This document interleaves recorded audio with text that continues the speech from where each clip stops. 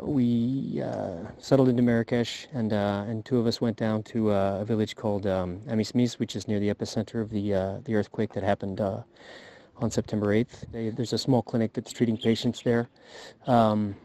So far, they're working outside in a tent because people are afraid to stay inside buildings, that there might be aftershocks and that the building might collapse. So right now, all the patients are outside.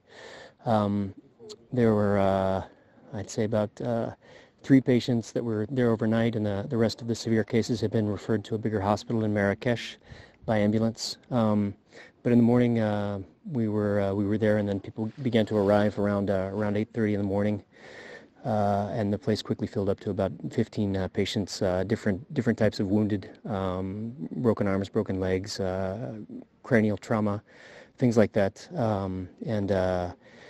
and the doctors and nurses that were there were treating them the best they could. Everybody's exhausted. They're working with the supplies that they had available at the time, but it's starting to run low. There's been a pretty incredible mobilization on the part of the Moroccan authorities. You see Red Cross volunteers. You see the Moroccan military. There's been a big distribution of mattresses so people can sleep outside, of water and food for people that don't have access.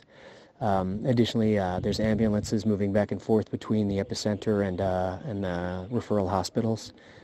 So people in villages are able to be evacuated quickly to where they can be treated. We also were able to visit a couple of villages nearby the epicenter.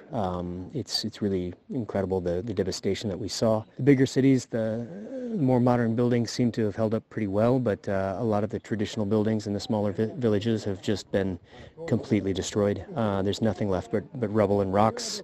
There's an ongoing search for survivors in the rubble.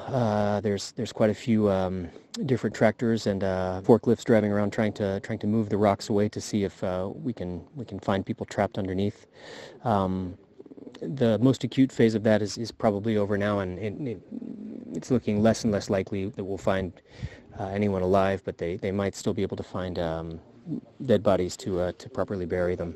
For Doctors Without Borders, right now we're making an assessment, trying to see where the needs are and how we can help the Moroccan authorities with their response. We're meeting different hospital directors to see if there are needs in terms of human resources or pharmacy supplies, or if there's logistical needs that we can support them with, and we'll be trying to figure out the best way we can help in the next few days.